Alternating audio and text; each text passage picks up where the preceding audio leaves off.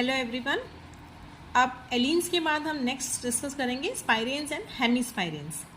Similar to एलीन्स ये compounds भी axial chirality दिखाते हैं। होता क्या है बेसिकली इसमें कि एक डबल बॉन्ड जो है उसकी जगह यदि एक सिंगल रिंग आ रही है तो उसको हम हेमिस्पाइरेन बोलेंगे, और यदि दोनों डबल बॉन्ड्स को रिप्लेस करके हम दो रिंग दे देंगे तो वो स्पाइरेंस कहलाएंगे।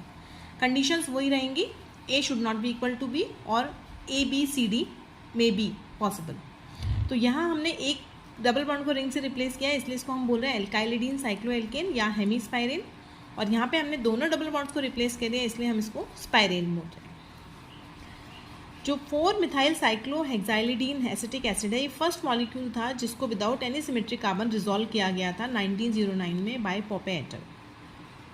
अब हम नॉमेनक्लेचर की बात करें तो सेम वही तरीका है नॉमेनक्लेचर का। सबसे पहले हम प्लेन वाला, दिस इज़ द प्लेन, तो हम इसको पहले वर्टिकल करेंगे तो ये COH आपका यहाँ पे आ गया है, ये वाला H आपका यहाँ आ गया है, और ये आपका पीछे वाला था तो ये H, सॉरी मैं थोड़ा गलत बोल गई हूँ।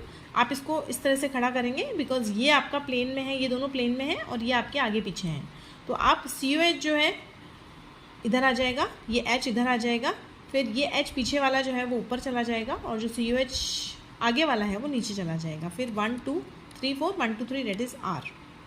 ओके, नाउ सिमिलरली एक और एग्जांपल हमारे पास है यहाँ पे, तो यहाँ पे भी हम सेम वही चीज़ करेंगे। इसको पहले वर्टिकल करेंगे तो ये इस तरह से COH इधर आ जाएगा और ये H इधर आ जाएगा, सेम हमने लिख दिया है। पीछे वाला जो है वो ऊपर चला जाएगा और जो आगे वाला है वो नीचे चला जाएगा। फिर हम इसको नंबरिंग देंगे 1 2 3, this is R। So this is how the numbering is performed and nomenclature is done in hemispirens and spirens similar to allenes.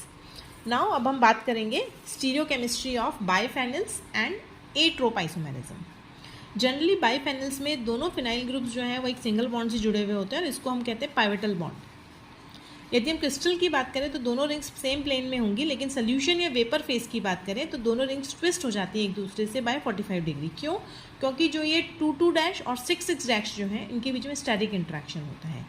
अब हम बात करें कि मैंने कहा है एक सिंगल बॉन्ड जो है उससे दोनों रिंग्स जुड़ी हुई हैं। आप देख सकते हैं ये प्लेनर मॉलिक्यूल है कम्प्लीटली, इसको हम बाइफेनिल कह रहे हैं। लेकिन जैसे ही इसकी 2 डैश और 6 डैश पोजीशन पे हम डिफरेंट ग्रुप्स लगा देंगे, यानी A should not be equal to B and A should not be equal to B, तो उस केस में यहाँ पॉसिबिलिटी है कि दोनों रिंग्स ट्विस्ट कर जाएंगी, एक प्लेन में हो जाएगी और एक परपेंडिकुलर हो जाएगी। इसलिए हम इसको जस्ट इस तरह से दिखा रहे हैं, अबव द प्लेन। ओके, तो ये जो है आपका इस तरह से रिंग हो जाएगी कि एक वर्टिकल हो जाएगी और एक हॉरिजॉन्टल हो जाएगी। बस कंडीशन ये है कि A should not be equal to B and X should not be equal to Y। यदि ये कंडीशन हमारी फॉलो होती है कि A should not be equal to B and X should not be equal to Y, और steric interactions जो है इनके बीच में बहुत ज़्यादा हैं, किस किस में? AX के बीच में, AY के बीच में, BX के बीच में या BY के बीच में। यदि इतने इंट्रैक्शंस इतने इनफ है कि ये प्लेनर कन्फर्मेशन जो है उसको मैक्सिमम तक ले जाए तो 2 एक्सियल कायरल एंजियोमर्स हमको मिल जाएंगे।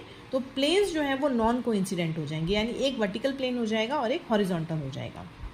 अब बात करें हम एट्रोप आइसोमेरिज्म की, तो एट्रोप आइसोमेरिज्म क्या होते हैं?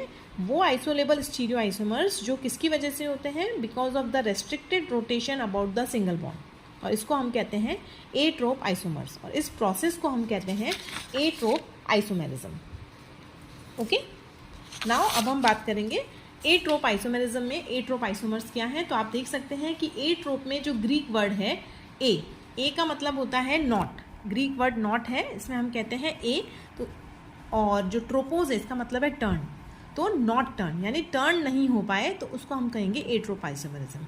जो फर्स्ट कायरलिटी थी due to restricted rotation about a single bond, सबसे पहले क्रिस्टी और कॉर्नर ने बताई थी 1922 में। उन्होंने बताया कि ये जो मॉलिक्यूल मैंने बनाया है 6 dash dinitro 2 dash dicarboxylic acid को बनाया था उन्होंने। ओके, और इसकी ये मिरर इमेज है और ये कम्प्लीटली कायरल है, ऑप्टिकली एक्टिव है। बस कंडीशन आपको ये ध्यान रखनी है कि एक तो आपका ये जो ग्रुप्स हैं ये अलग होने चाहिए, साथ के साथ ये बल्कि भी होने चाहिए कि दोनों रिंग्स जो हैं ये प्लेन में नहीं आ पाए, यानी ट्विस्ट कर जाएं। ट्विस्ट करेंगे तो एक रिंग हॉरिजॉन्टल हो जाएगी इन प्लेन और एक आपकी वर्टिकल हो जाएगी आउट ऑफ प्लेन। नाउ अब A equals to B is equal to COOH, यदि ऐसा हो जाए तो उस केस में हमारा ये कायरल नहीं होगा, it will be A chiral. आप देख सकते हैं दोनों सेम है, दोनों सेम होंगे तो यहाँ पे प्लेन जो है आपका वो प्रेजेंट हो जाएगा और प्रेजेंट होने की वजह से ये ए कायरल हो जाएगा। अब हम बात करें कि बल्क जो है वो क्या होना चाहिए ऑर्थो सब्स्टिट्यूएंट्स में, तो उसकी मैं एक लिस्ट बता रही हूँ आपको। ये बल्क ऑर्डर है, सबसे ज़्यादा आयोडीन, फिर bromine, Cl, NO2, COOH, OMe, F और H। तो ये डिफरेंट ग्रुप्स का स्टेरिक हिंड्रेंस का ऑर्डर है। अब नाउ हम बात करें कि यदि हम छोटे ग्रुप्स लगा दें तो क्या ये कायरल होंगे या नहीं होंगे। तो इसके लिए एक रूल है कि जो डिस्टेंस जो है ऑर्थो हाइड्रोजन्स का एडजेसेंट रिंग में वो एप्रिशिएबली इतना होना चाहिए, यानी 0.29 नैनोमीटर होना चाहिए। तो यदि इससे ज़्यादा होगा तो ही आपका कायरलिटी होगी, नहीं तो नहीं होगी। फॉर एग्जाम्पल हमने R = F लिया है, F लेते हैं तो उस केस में हमारी वैल्यू जो आ रही है वो 0.139 × 2 यानी 0.278 आ रही है, जो कि 0.29 से कम है। तो इस केस में ये कम्प्लीटली ए कायरल होगा। इसी तरह से हम बात करें R यदि OCH3 ग्रुप हो तो इसकी रेडियस होती है 0.145। तो जब हम इसको सॉल्व करेंगे तो ये 0.29 यानी एग्जैक्ट आ जाएगा। इसका मतलब ओवरलैपिंग बहुत कम होगी, इसलिए कंपाउंड जो है रेसिमाइज जल्दी कर जाएगा। लेकिन इन केस ऑफ RCl है तो रेडियस है 0.169 नैनोमीटर, तो उस केस में हमारा आंसर आ रहा है 0.338 नैनोमीटर। तो यहाँ पे कंसिडरेबल ओवरलैप होगा और 2 एनैंटियोमर्स जो हैं वो आपस में स्टेबल होंगे। सिमिलरली मैंने कुछ और एग्जांपल्स भी आपको दिखाए हैं जहाँ पे ये ग्रुप छोटा है बट दूसरा ग्रुप बहुत ज़्यादा बल्की है, तो उस केस में आपका ऑप्टिकल एक्टिविटी डिसाइड करेगी। तो ऐसे भी कुछ एग्जाम्पल्स हैं जिनमें ऑप्टिकली एक्टिव होंगे, ये कायरल होंगे, लेकिन वो तभी कायरल होंगे जब यहाँ पे ग्रुप्स जो हैं वो बल्की होंगे। नाउ अब हम बात करेंगे बटरेसिंग इफेक्ट की। बटरेसिंग इफेक्ट भी डाइफेनल्स के लिए एक इंपॉर्टेंट फिनोमिना है। जो सब्स्टिट्यूएंट्स होते हैं मेटा पोजीशन मतलब ये, this is the meta position, either this और दिस। तो जो मेटा पोजीशन है in addition to bulk of ortho substituents, ये भी रेसिमाइजेशन बैरियर को बढ़ा देते हैं और बहुत इंपॉर्टेंट रोल प्ले करते हैं कन्फिग्रेशनल स्टेबिलिटी को डिटरमाइन करने में, इसलिए इसको कहते हैं हम बटरेसिंग इफेक्ट। ये जो आउटवर्ड बेंडिंग है ऑर्थो सब्स्टिट्यूएंट्स की, जिसकी वजह से रेसिमाइजेशन हो सकता है, उसको रोक देते हैं। कुछ ग्रुप्स हैं जो बटरेसिंग इफेक्ट दिखाते हैं, तो ये ऑर्डर है उनका NO2, Br, Cl और Me। सबसे ज़्यादा बटरेसिंग इफेक्ट जो दिखाता है वो NO2 दिखाता है। अब आप देखिए मैं यहाँ पे एक एग्जाम्पल बता रही हूँ। यहाँ पे मेरे पास 2 एग्जाम्पल है, एक 3' नाइट्रो डेरिवेटिव और एक 5' नाइट्रो डेरिवेटिव। आप देख सकते हैं यहाँ पे ऑर्थो सब्स्टिट्यूएंट है और यहाँ पे बटरेसिंग इफेक्ट भी लग रहा है। यहाँ पे ऑर्थो सब्स्टिट्यूएंट है लेकिन यहाँ पे ग्रुप नहीं है, तो सिर्फ यहाँ पे मेटा पोजीशन पे है। तो यहाँ पे रेट ऑफ रेसिमाइजेशन ए या बी में से किसकी ज़्यादा होगी? रेट ऑफ रेसिमाइजेशन जो है वो बी की ज़्यादा होगी, जबकि ए की रेसिमाइजेशन रेट कम होगी। क्यों? क्योंकि यहाँ पे जो ये NO2 ग्रुप है ये इसको सपोर्ट करेगा, ये रेसिमाइजेशन बैरियर को बढ़ा देगा, ये इसको ट्विस्ट नहीं होने देगा।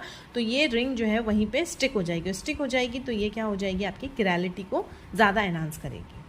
तो this is all about the buttressing effect. Now अब हम बात करेंगे नॉमेनक्लेचर की। नॉमेनक्लेचर की हम बात करें तो नॉमेनक्लेचर जो है वो सिमिलरली वैसा ही होगा जैसा कि पहले हमने एलीन्स में पढ़ा था और हेमिस्पाइरेंस में पढ़ा था। देखिए कैसे करेंगे हम। ये हमारी रिंग है, सबसे पहले हम इसको वर्टिकल करेंगे तो ये कुछ इस तरह से हो जाएगी ताकि ग्रुप्स जो है फ्रंट में आ जाए। ये दोनों आपके हॉरिजॉन्टल लाइन पे जाएंगे, पीछे वाला आपका ऊपर चला जाएगा और जो आगे वाला है वो नीचे चला जाएगा। ओके, तो इस तरह से ये हो जाएगा। फिर हम नंबरिंग करेंगे, HOCH3 में 1 नंबर इसको देंगे, इन दोनों में नाइट्रोजन को पहले प्रायोरिटी देंगे, तो 3 नंबर इसको और 4 नंबर इसको, तो 1 2 3, तो 1 2 3 हो गया आपका S। तो इस तरह से हम इसकी नंबरिंग करते हैं। अब एक और एग्जांपल मैं आपके सामने ले रही हूँ। सबसे पहले हम इसको वर्टिकल करेंगे तो ASME3 इधर आ जाएगा, H इधर आ जाएगा, और जो पीछे वाला है ये बोल्ड दिखा रहा है, इसका मतलब ये आप समझ जाइए ऑटोमेटिकली ही पीछे वाला है। तो पीछे वाला है तो फर्स्ट वाले में कुछ नहीं है तो हम पीछे वाले को देखेंगे, दैट इज बटरेसिंग इफेक्ट। तो H ऊपर चला गया और Br नीचे है, तो ये 1 2 3 4, यानी ये हो गया आपका R। सिमिलरली एक और एग्जाम्पल है हमारे पास, ये प्लेन वाला है, इसमें फर्स्ट एटम जो है सेम है तो हम पीछे वाले को लेंगे, तो हम इसको वर्टिकल करेंगे तो ये H यहाँ आ गया और ये COH जो है इधर आ गया।